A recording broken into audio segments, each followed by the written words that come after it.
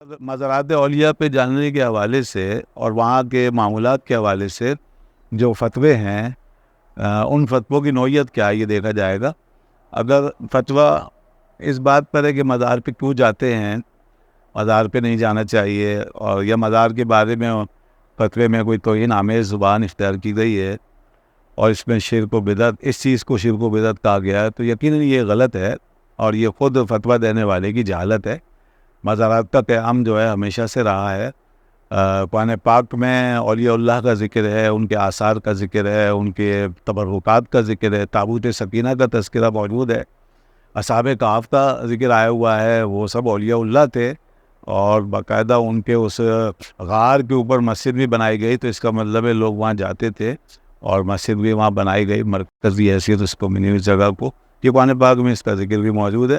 اس کے علاوہ حدیث میں بھی آپ صلی اللہ علیہ وسلم نے اللہ کے نیک بندوں کا، اولیاء اللہ کا ذکر فرمایا، ان کے آثار کا ذکر فرمایا۔ خود رسول اللہ صلی اللہ علیہ وسلم احد کے شہداء کے مزارات پہ تشریف لے جاتے تھے، ہر سال آپ وہاں تشریف لے جاتے اور لوگوں سے فرماتے تھے کہ ان کے پاس آیا کرو، یہ اللہ کے گواہ ہیں اور یہ جو بھی آج ان کو آ کر سلام کرتا ہے میں گواہی دیتا ہوں کہ یہ اس کا جواب دیں گے اور یہ اس کا جواب دیتے ہیں۔ تو مزارات جو ہیں یہ رحمتوں کا مرکز ہے اور وہاں جا کے قلبی روحانی سکون حاصل ہوتا ہے، اور وہاں جانے کا طریقہ یہ ہے کہ انسان جب جائے تو سنت کے مطابق سلام کرے صاحب مزار کو اور ادب سے حاضر ہو، یعنی اس کا حلیہ بھی بادب ہو، طریقہ بھی بادب ہو، اور پھر مزار سے کچھ فاصلے پہ کھڑے ہو کر کے صاحب مزار کے حق میں دعا کرے اور فاتحہ پڑھے، ایصال ثواب کرے اور پھر دعا کرے۔ تو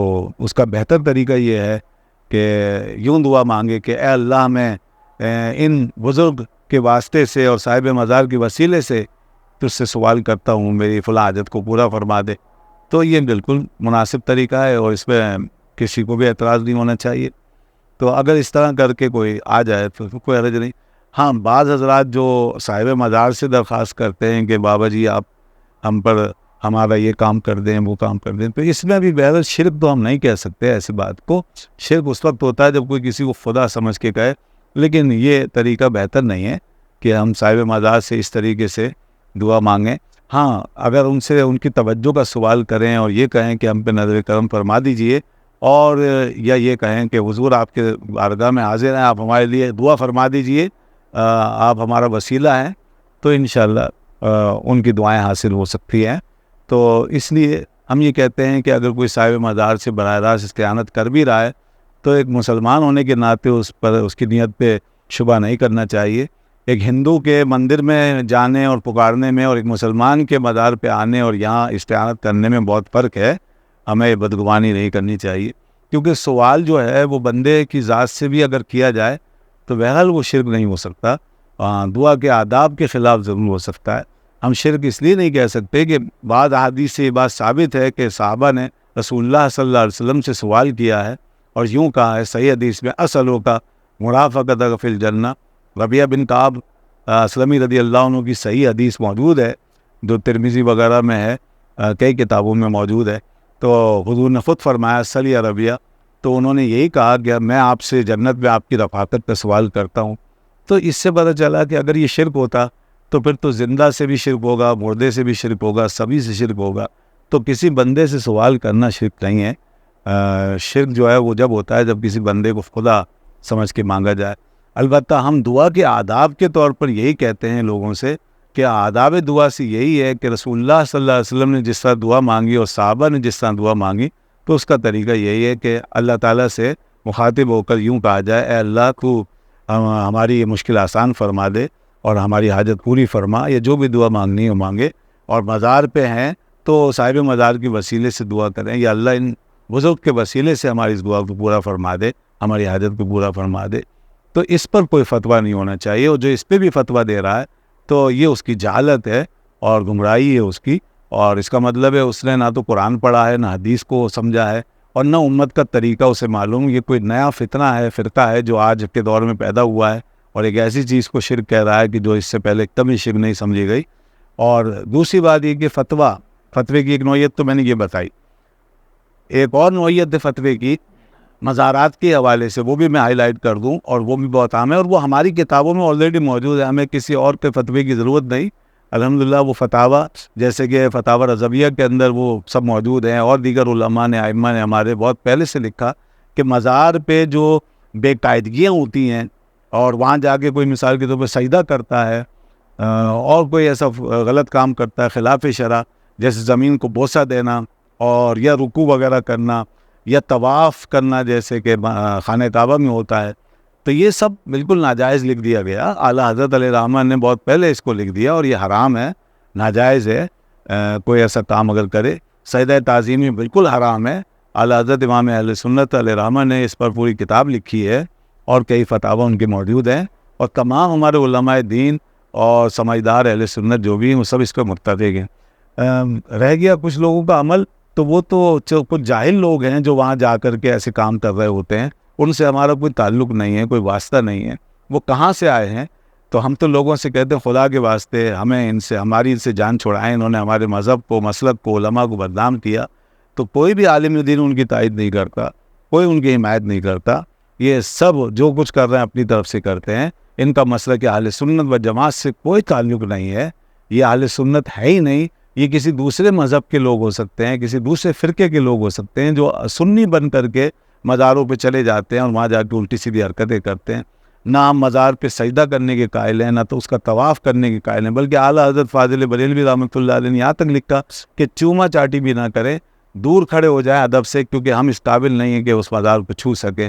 اور یہاں تک انہوں نے لکھا ہے کتابوں میں کہ چادریں بھی زیادہ نہ چڑھائی جائیں، ایک چادر کافی ہے، چادروں کے انبار لگانے کی ضرورت نہیں ہے۔ ہاں پھولوں کی چادر چڑھا دیں، اس کا ذکر حدیث میں موجود ہے، شاخوں کی صورت میں حدیث میں اس کا ذکر آیا ہے، تو پھول کی چادر چڑھا دیں، بے شک جتنے چاہے پھول ڈالیں، اس کی تصویر ہے، اس کا فائدہ ہے، لیکن کپڑے کی چادروں کا انبار نہ لگائیں اور لوگوں کو کاروبار کا موقع نہ دیں۔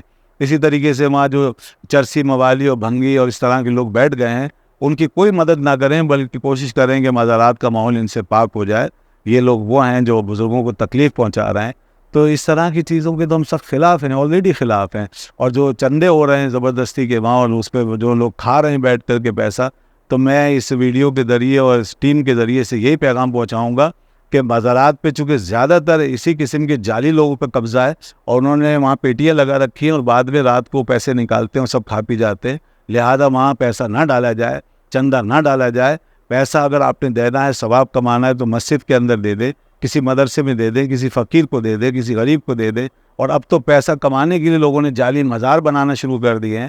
ہائی وے پہ دیکھیں آپ جاتے ہوئے آپ کو نئے نئے مزارات ملنا شروع ہو جائیں گے، پہلے کبھی ہم نے نہیں دیکھے، اب وہاں جھنڈے لگ رہے ہیں اور پہاڑوں کی چوٹیوں پہ مزار بن رہے ہیں، نئے نئے بزرگان آ رہے ہیں۔ یہ کہاں سے آ رہے ہیں؟ کون ہے یہ؟ ان کی زندگی کیا ہے؟ ان کی ہسٹری کیا ہے؟ کسی کو نہیں پتہ۔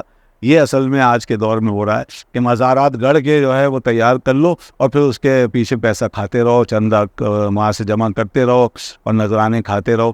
تو یہ سب اس طرح کے لوگ ہیں، ہمیں ان سے بچنا چاہیے۔ یہ بہت سے آداب اس طرح لکھ دیے گئے ہیں۔ اللہ تعالیٰ ہمیں اس بارے میں ہدایت عطا فرمائے۔ وآخر دعوانا الحمدللہ۔ سوالات تو تھا کٹنگ کر لیں گے۔ صاحب مزار جو ہے وہ آپ کی عادت روا ہوتی ہے کہ سوال جو صاحب مزار کے حوالے سے دیکھیے، میں نے بتا دیا کہ یہ ایک وسیلہ ہے، اصل جو ہے دینے والی ذات وہ اللہ کی ذات ہے، اس میں کوئی شک نہیں ہے۔ ساری رحمت، مدد، امداد سب اللہ کے پاس سے آتی ہے، اللہ ہی خالق و مالک ہے۔ پھر اللہ پاک کا نظام ہے، وہ اپنے بندوں کو وسیلہ بنا دیتا ہے، ذریعہ بنا دیتا ہے۔ جیسے ظاہری طور پر بھی اسی کی مدد ہے جو ہم تک پہنچ رہی ہے، مگر اس کے لیے بھی وسائل ہوتے ہیں اور ہمیں وہ مختلف ذریعوں سے وہ مدد پہنچاتا ہے، بے شک اللہ ہی کرتا ہے۔ اب شفا ہے، شفا اللہ ہی دیتا ہے، مگر ڈاکٹر اور دوا جو ہے وہ وسیلہ بن جاتی ہے، تو اس سے ہمیں وہ شفا ہو جاتی ہے، دینے والا اللہ ہی۔ اسی طرح مزارات اور اولیاء کا جو کانسیپٹ ہے وہ یہی ہے کہ یہ بھی ایک وسیلہ ہوتے ہیں، اگر ہم ان سے ہمارا کوئی تعلق بن جاتا ہے یا یہ ہمیں دعا دے دیتے ہیں اور ہماری کوئی خدمت ان کی بارگاہ میں پہنچ جاتی ہے اور اللہ پاک کو یہ ادا پسند آ جاتی ہے، تو اپنے نیک بندوں کے طفیل وہ ہمارا کام بنا دیتا ہے۔ اور ہم ان سے اگر جیسے اس کی توقع رکھتے ہیں کہ ان سے ہمیں کوئی خیر اور برکت ملے گی، تو یہ بھی اسی طور پر ہے کہ وہ اللہ کے محبوب ہیں۔ جب ہم ان کی بارگاہ میں گئے تو گویا اللہ تعالیٰ کے قریب ہو گئے، جب ہم نے ان کو خوش کر دیا تو اللہ تعالیٰ کی خوشی اور رضا حاصل ہو گئی۔ تو اس لیے یہ نسبت ہے اصل میں، تو اس نسبت کے وسیلے سے ہم امید رکھتے ہیں کہ اللہ کی رحمتوں کے قریب ہو جاتے ہیں۔ اس لیے یہ سب وسیلہ ہوتے ہیں، ذریعہ ہوتے ہیں، اور ان سے ہمیں اسی طور پر بس استعانت کی گئی ہے. اس سے زیادہ اس کا اور کوئی وہ نہیں ہے. کوئی یہ نہیں سمجھتا کہ یہ اپنی طرف سے کچھ دے رہے ہیں، یہ اللہ تعالیٰ سے لڑ کے دیتے ہیں. اللہ چاہے یا نہ چاہے تو بھی یہ دلوا دیتے ہیں. ایسا کچھ نہیں ہے خدا نہ خواستہ. یہ بالکل ایسی باتیں کفر ہیں، شرک ہیں، کوئی اگر ایسا سمجھے تو. تو اس لیے کوئی بھی سمجھدار آدمی، اہل علم کے پاس بیٹھنے والا آدمی، صحیح العقیدہ مسلمان ایسا نہیں سمجھتا. ایسی کوئی بات نہیں ہے کہ زبردستی یہ لوگ کر دلواتے ہیں، لڑکے دلوا دیتے ہیں، اللہ چاہے نہ چاہے پھر بھی یہ لے لیتے ہیں. ایسا نہیں، اللہ ہی کی مرضی سے ہوتا ہے. اور یہ چونکہ اللہ کے مقرب ہیں، اللہ ان سے خوش ہے، لہذا جب ہم ان سے قریب ہوئے تو اللہ تعالیٰ ہم سے بھی خوش ہو جاتا ہے. ہمیں اسی بات کی امید ہے. اللہ تعالیٰ ہمیں ان بزرگوں